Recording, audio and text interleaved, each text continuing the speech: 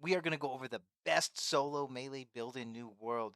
It's going to consist of 3 weapons, the GREATAXE, the WARHAMMER, and the HATCHET. And we're going to go over all the weapon attributes, skills, gear, stats, and traits we're going to need to make this build work. But I do want to preface this video by saying we will be using no exploits or bugs. It's not how I play games. I don't condone or believe in doing anything that degrades other people's game experience, and using exploits will only degrade your own skill level as you become reliant on them. I know the game's a mess right now, but it's no excuse. We don't need to do any of that to be the best and stay at the top. I want to push that mentality to everyone here so we can all grow and become great together.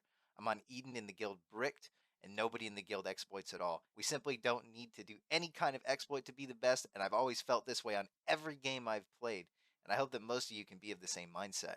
With all that being said, if you gain any value from this video, please hit the like button. It's the only way YouTube recognizes that I exist. So we're going to go over what we're good and what we're bad at. For strengths, our first one is damage. We have burst and sustain. Our cooldown windows are crazy, and our just passive damage just from auto attacking is going to be really great across the board. Our next big strength is CC. We got a stun, a root, a stagger, and a knockback. All these things are invaluable in PvE and in PvP. Sustain, probably the best sustain in the game outside of a life staff. So we have tons of life steal and tons of regen. Speed, we got 15% on Berserk, and we have charge on GREATAXE. As you know, you save about 10% of your time if you're actively popping movement cooldowns, which is actually pretty valuable at the end of the day. Now our weaknesses, our range skills are Grab Well and Path of Destiny, which obviously doesn't leave a lot of room for error when you're trying to hit somebody far away from you. And we can only farm areas by face pulling. Not a bad thing though, most areas in the game are best farmed by face pulling. And our hardest matchup in PvE is anything with armored as one of their affixes. It's just very hard to deal with because we don't deal a lot of elemental damage in the setup. So now we're going to go over the weapon builds, and we're going to start with the GREATAXE. The skills we're going to be taking are Reap, Charge, and Gravity Well. Basically invaluable skills. Reap is definitively better than Maelstrom, at least in my opinion, for chasing down people solo. You really can't change this build up in any way. A lot of people told me that Center of Attention or Crowded Protection are really good, but the majority of the time, if you're in one of the situations where you're surrounded by more than 3 people, you have your Warhammer out anyways, so you end up getting a lot more out of greed than you do the other two. One big thing to note is that heavy pull is broken and reduces your damage between 10 and 30%. There's a lot of videos out about it. I can link one in the comments if you guys want, just let me know. But we forego that and we take Mauler's Resolve instead, which actually ended up being a pretty good talent to take. I didn't realize it was going to actually be as good as it was until I actually took it. So this is the loadout. If you have any questions about it, please just let me know. Now we're going to take a look at the Warhammer. Our skills are going to be Clear Out, Shockwave, and Path of Destiny. These 3 skills are just going to give you a ton of HP back basically every single time you use them if you go this build. Clear Out's going to let you clear all the mobs out or people out around you just to help you get a little bit of breathing room so that you can actually move out of any bad situations you end up in. Shockwave is just going to give you a stun that saves your life 90% of the time that you use it and really helps you kite mobs or players around. It's just sick. And Path of Destiny is our big, huge AoE that's going to just cleave everything in front of us. And this is really, really valuable, especially when you're kiting around or engaging on something. The 2 big things to talk about here are Prevailing Spirit, which is 35% of your HP back every single time you hit a target that's been CC'd, and Aftershock, that are basically going to provide every single time you use a skill on something, you're going to gain a ton of HP back. Now, if you decide you want to take a hit before all that, you're just going to gain a 35% damage increase, and across the board, the rest of the skills, as you go over them, are just going to give you insane value, and there is no other way to run the hammer, in my opinion. A lot of people were using Facilitated Expedition, but the reality is if you need to move faster, you're probably switching to your GREATAXE and charging into it. Now, our third weapon in the build, which is definitely the most controversial right now, is the Hatchet. We're going to be rocking Berserk, Feral Rush, and Raging Torrent. All 3 of these skills are going to give us insane amount of sustain, regen, and damage. The burst potential on this is really crazy, and your sustain damage with the light attack combo into the heavy attack combo is just going to keep sustaining like ludicrous damage, especially if you get to just rear attack the entire time. You'll notice that we don't have aim throw talented at all. That's for a very good reason, is because we don't use exploits here. Now, you do want to see critical throw. It gives you 5% crit chance, which is pretty cool. This works on all auto attacks, and Rejuvenating Spirit just gives you infinite stamina basically. Now, if you're in a dungeon, any kind of situation where you think you're going to die and you have your hatchet out, Defy Death is going to be one of our most valuable traits that we can possibly have. You proc a free death. This is going to save you in your solo farming basically all of the time. Why am I so dog shit? Oh, it is just way too good. It lets you take a hit. Like, let's say you lag backwards or whatever. This is going to help you out big time. This is the place where I see people make the biggest mistakes. Their attributes. When you're building your character, these need to be on point. The way I have it set up is 289, 134. And the biggest thing is, it doesn't matter what build you're doing. If you're in a bruiser type build, you always want your constitution to be 16 off of a breakpoint on one of these bubbles. No matter what you run, which we're trying to get to 150, your split food is going to be your cheapest, strongest, and most abundant food that you can run all the time. Your actual strength number won't matter because you're going to push it way over the limit anyways. We're going to be eating the food called carrot cake. It's going to give us 24 strength and 16 constitution. So, as you can see, now we're at 313 strength and 150 constitution. The main thing here is this negative 10% to crit damage taken is going to make you feel unkillable sometimes. And pushing your strength so high, or whatever main stat you're rocking, is just going to push the damage on your weapons to an extreme.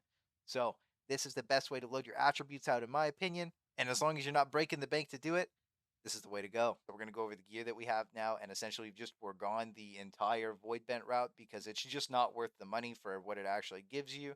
We've talked about this in other videos. It only actually gives you about a 3% advantage over PvP gear, and it's better to just craft 600 Orchilium gear because you can actually roll better stats on it. So we're just going to take a look at why the PvP gear is so good.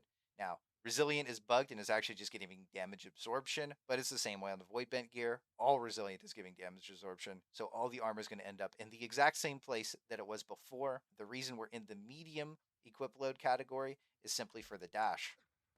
In my opinion, this dash is the strongest dash in the game simply because of the animation cancel. It lets you instantly swap your weapons, as you just saw, and it takes any kind of guesswork about if your weapon's going to take this long to pull out. So as you can see, we're using max tiered Malshites. I noticed I was taking a higher split of damage from elemental players than I was taking from physical players. This ended up making it more valuable for me to take less elemental damage, and it's actually kept me alive a lot more. Infinity Crystal. If you're a strength build, this is the best necklace in the game. There really is no way around that. They just made this thing way too good. If you are trying to buy a necklace off the auction house, you basically always want divine and you always want health. My ring, keen awareness, strength, and refreshing. This is pretty much one of the best rolls you can get on a ring. The gem sucks, but you take what you can get at a certain point, and this thing's nuts. Doom's Chance Earring. This is the best strength earring in the game. Flat, there is no strength earring that is actually better. Having potion cooldown, health regen, and the physical damage absorption is just absolutely insane. Now we're going to take a little peek at the weapon mods we're going to need to do absolutely insane damage. We're going to be looking at Keen, Keenly Empowered, Vicious, and Rogue.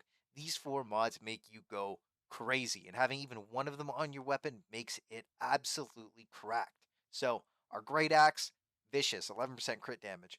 Not the best roll, not the worst roll, but this thing does work for me. All you got to do is have the right equipment and the right mindset. The big things we're going to look at here are gems. These can make or break a weapon, and a lot of people actually don't know what they're doing with them. Gambit is easily the best Great Axe gem. As you can see here, I'm just shifting forward. I'm never full stamina. I'm just W keying people down, and that's what it's all about. Now for your Warhammer, your best gem is going to be Cruel.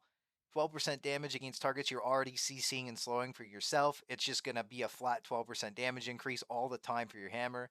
Invaluable. Now, my hatchet might suck, but the best gem to put in is Opportunist. Having that execute damage is going to make you go absolutely crazy towards the end. It is going to give you that extra chance to just put that little bit more you need into the boss to get the loot to drop. Now we're going to go over our luck set, which is what we're actually going to be using to farm solo out in the world. So, as you can see, everything is luck. Weaver's Knot being one of the most important pieces. It comes from the Forged by Fire's quest in Weaver's Fen. Make sure you get this. It is basically irreplaceable for the rest of the game until they release something with more luck. The main thing is to maintain your medium weight category and have luck on everything. The gem inside of this is called a Pristine Pearl or a Brilliant Pearl, whatever's on the market. Sometimes Pristines are too hard to get, and for only losing 0.05 luck, going with a Brilliant really isn't so bad. So that's what that is. And I want to give a shout out to Mr. Skittles for reminding me to do that. I didn't do it in the last luck type video, but this time I did remember. So thank you again, Mr. Skittles. I appreciate you, bro. Our main PvE combo is actually going to be the hammer and the hatchet combined together. They're actually crazy. I'm going to show you grinding in vehemence. Most of you have been here for your quests, and it is awful. These mobs hit insanely hard. They're not fun to deal with in any way, shape, or form. And this is just a good showcase of what you can actually do with the hammer and the hatchet. You make quick work of these mobs, and there's really nothing they can do to you. As you can see, I'm just tearing them apart.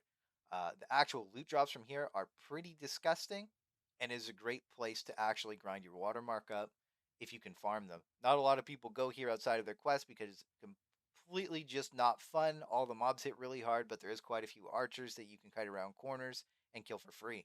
Also, there's a couple of elite mobs which would drop a little bit more gear than the rest of the stuff, and the respawn time's actually pretty good. Just from that quick burn on that farm, we ended up getting a couple pretty high item level items, and probably one of the best muskets I've seen in the game in a really long time. Now, for my personal favorite part of the video, PvP build. Great Axe, Hammer, easily the most disruptive, strongest melee build for anything you can do PvP related in the entire game. Group situations, 1v1s, you've got it all. See, hold them at this point. The hard at A. I got all of them grab wells. Yo, that's huge, Clay. That's huge. Get on paper. Hitting those big grab wells is going to make you feel like a champion. And when those hatchet boys come in for a little exploitation, you can put them in the dirt. So don't even worry about it. If you have any more questions about PvP, I'm going to be putting a lot more videos out that are PvP related. And you can look forward to those in the coming weeks. I'm going to go big in every single one of them. And I look forward to seeing you in them. And for all you real motherfuckers that always stay to the end of the video, you know I love you the most. There really is no contesting how disruptive and powerful it is just to be able to set up these huge plays for your team. You want to set yourself up with high item level weapons and a good stat line so that you can stay relevant in solo and group stuff. In my opinion, you're really hurting your own game experience by not trying to be part of a good, solid PvP guild. When you surround yourself with like-minded people that are always pushing themselves, it's the best way for you to become better. That's not even in game, that's in life. You always want to be around people that will push you to your limit and help bring you past it. And as you do the same for them, you'll all grow into something so much greater than what you could have done by yourself. So if you need any help with learning, you want to do VOD reviews, you want to get better at positioning, or genuinely just want to be better, feel free to ask me or anyone in my community. We're all going to go to the top together. And I'm going to start posting more PvP stuff for you guys because I have the most fun doing it. And hopefully we can all get to the top of the scoreboard together. Again, if you gain some value from this, please like the video. If you want to come on back, subscribe, hit the bell. Helps put me in front of more people, helps make us into a stronger community. I truly do love New World. I want to experience with everybody as much as I can. I hope you guys have a beautiful night, that you stay blessed, and that you stay safe. I'll see you in the next one. Peace.